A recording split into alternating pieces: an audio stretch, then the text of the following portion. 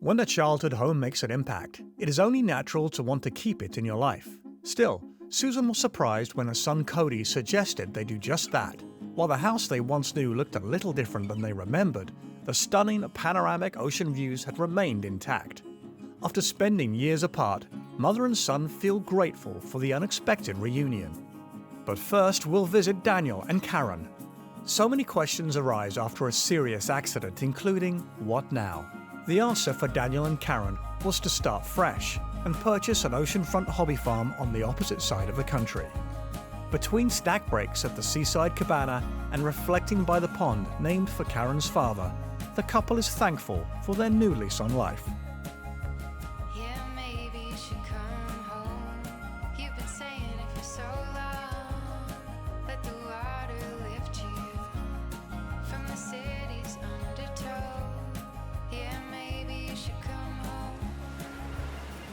Water stirs the senses. The sight of a tranquil lake, the sound of an enlivened river, the smell and taste of a salty ocean breeze. Water is Mother Nature's most engaging opus. Where better to enjoy it than from a home on its edge?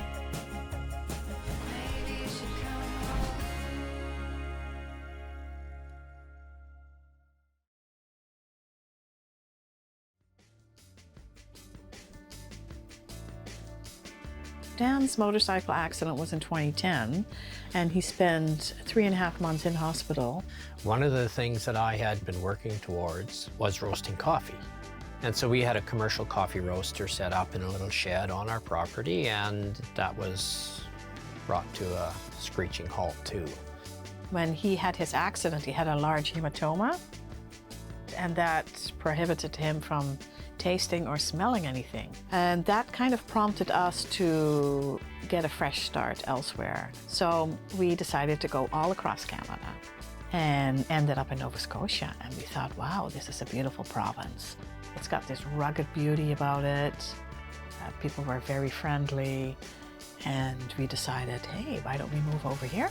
We were sitting at a little restaurant there called Oh My Cod.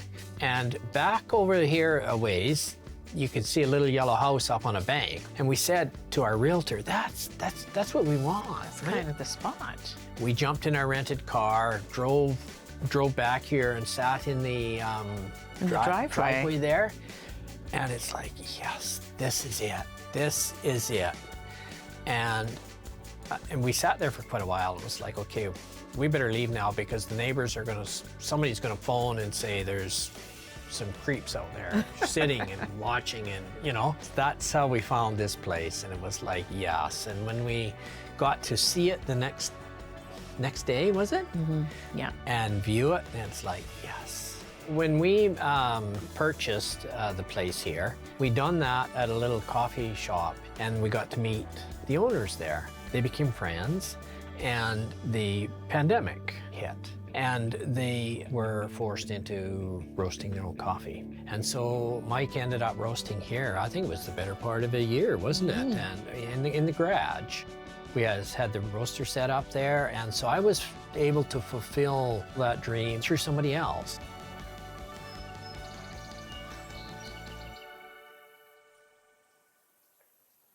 We open the front door, and here's an amazing mudroom that we added on. And then we go through this here sliding barn door. It's just a beautiful old door that we saw at a garage sale. And so that's our entry into the kitchen. We added that little stone countertop.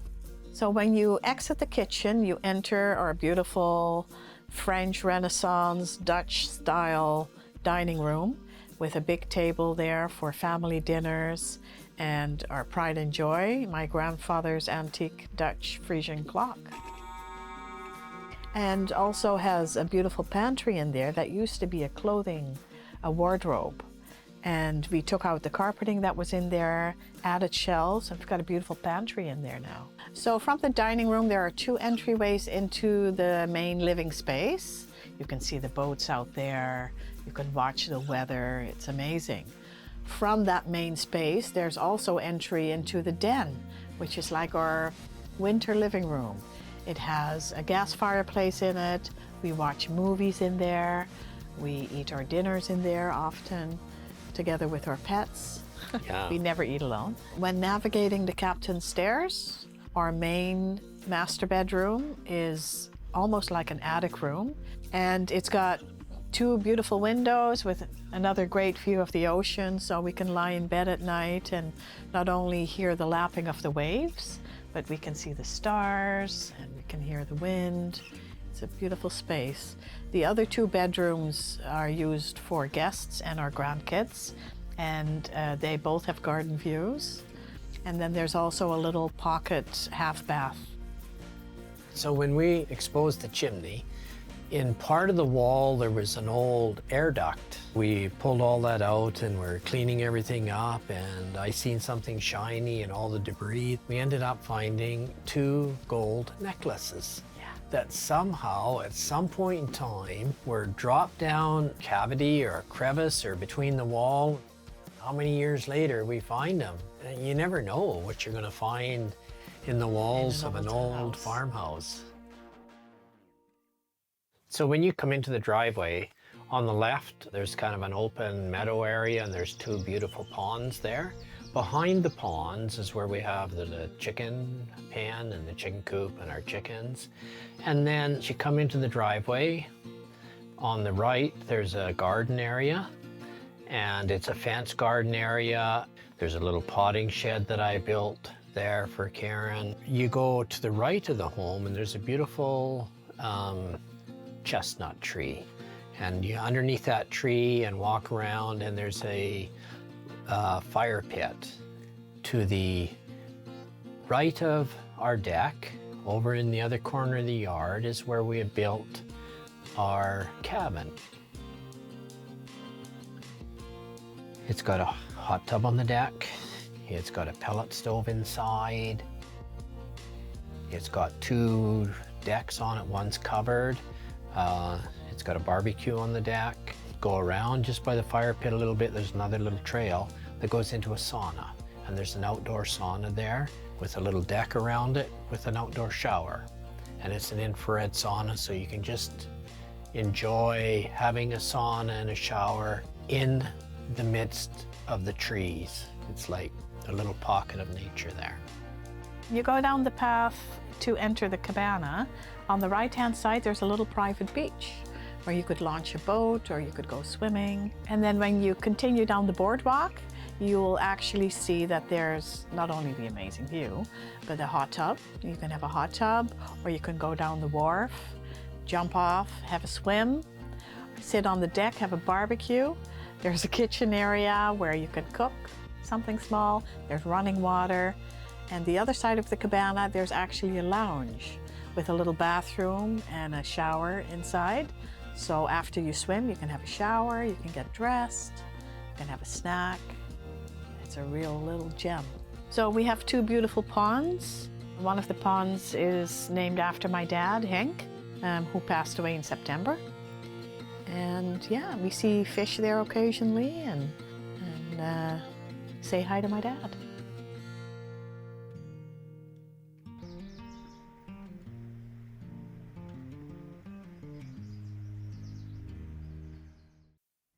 The water's always been an important part of my life. Immigrating in 1974 with my family, I was the oldest of 3 kids, and I was tasked with looking after them. In addition to a big culture shock, changing countries, learning a new language, all those kind of things. So there were many times when I valued going down to the water and just be peaceful by myself, calm. I find the ocean's always had that effect on me, a very calming presence. And today that's still true. When I left Saskatchewan, moved to the West Coast, the water was important to me because of the view and the distance, and there's always something happening on the water. But I've always cherished the view, and I've always cherished to be able to see a long distance, and when you live near the water, then that's accomplished. So living there, I grew a real fondness for the water and the beach and the waves.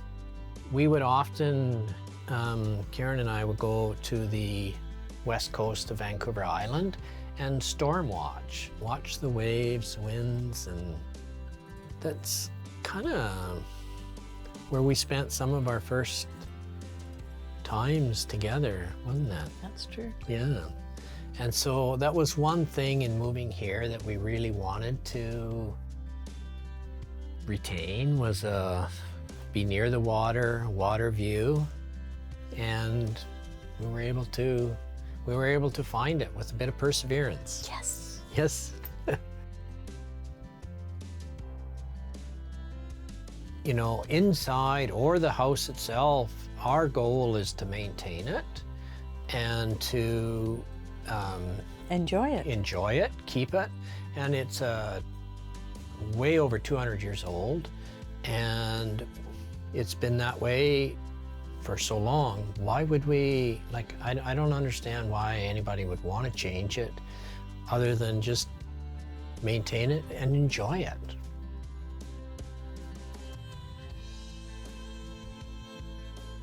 When we moved out here and our new start, our plan that this was our forever home. Yeah. Unfortunately, as human beings, we're not going to get out of here alive, right? And so at some point in time, we'll have to leave, but Not for quite a while. yeah. We're going to fight it every step of the way. Yeah, we plan on being here for quite a while. This house definitely meets my definition of home. A home is all about the feeling you get when you live there, and it's all about sharing it with your family. And we're able to do that. We live on a peaceful hobby farm by the ocean, and we have everything we want here. Why would we ever change? People have always loved the water, and I think it's because it exudes a calmness, a peacefulness. You know, if you're upset about something, you go to the ocean. You just let your mind go and let your mind wander, and the ocean takes care of everything else. A house is a house. A home is where love is. Family and love and togetherness, and you're just enjoying life. And yeah, this is 100% a home.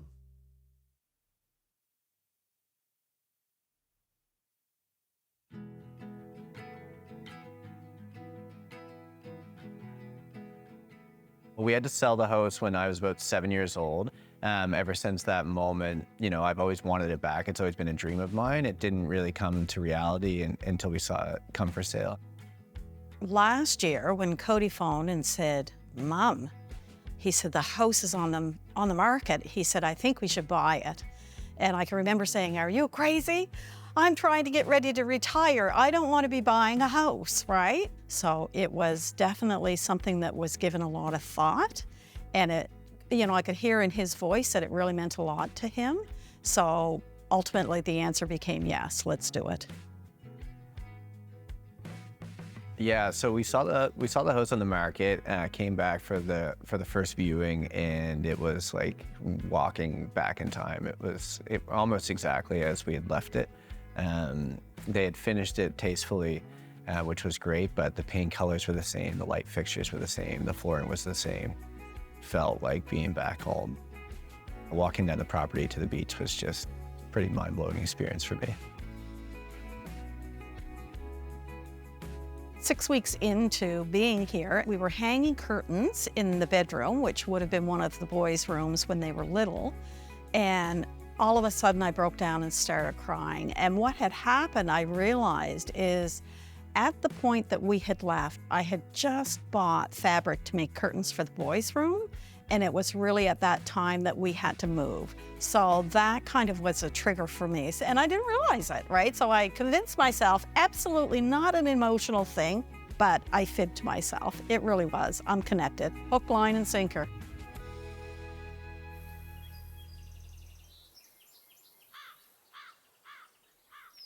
So you enter through the large front doors, open concept living, 36-foot wide octagon. Walk in the large front doors, you can see straight through to the basin. The views are incredible. There's a large floor-to-ceiling fireplace. It's all clear pine. It's about 12 feet wide and 6 feet deep. It's got a huge gas fireplace, which is awesome for hanging out around during the winter months. It's very cozy. And there's a large galley-style kitchen, tastefully updated. stainless steel appliances, and we enjoy having our gatherings there and cooking and entertaining for all. It was a little bit of a shorter island that was specifically built for Mom there. And that leads itself through the living room and the dining room, all which have panoramic views of the Minas Basin.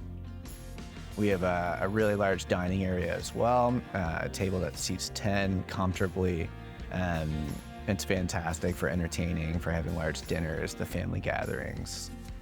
If you left the dining area, walking through the living area, there's huge patio doors that go to about an 800 square foot deck, which again overlooks the entire basin.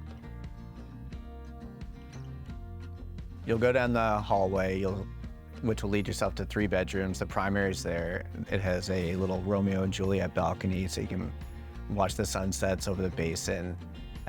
Downstairs is a huge open concept entertainment area. There's a bar, or kind of like a second rec room or a playroom down there. There's also a 4th bedroom with an ensuite bath there as well.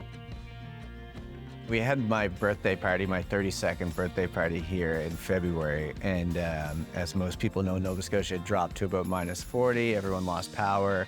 And we ended up cooking dinner for 12 on that sweetheart stove. My lovely wife, Jen, she made burgers and bread and all the fixings for 12 people on the wood-fired sweetheart stove.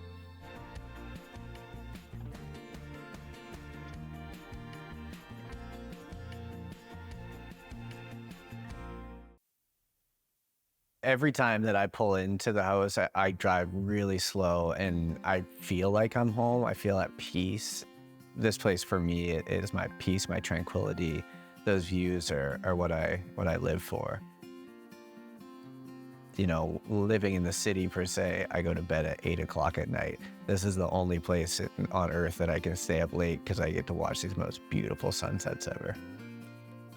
My favorite view from the outside is definitely sitting on the deck or being in the hot tub on the deck looking out. It's amazing. Again, panoramic views of the valley, Blomidon. You see so much wildlife here.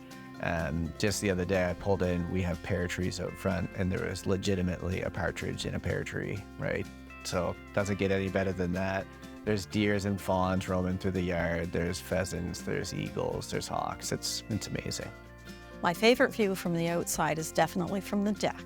So again, you can see over the back field, you can see the basin, you can watch the tides changing, you can see Boot Island. And if you look at the tip of Boot Island, you can tell whether the tide's coming in or going out and how far in or out it is. There's a little neck to that. You see wildlife, there's deer here, they have fawn. I get so much enjoyment out of watching them. And the doe keeps a really close eye on the little fawn. He hops around, he's quite frisky, so it's quite entertaining to watch. There are eagles here. I saw an owl a few weeks ago. There's just always something to see.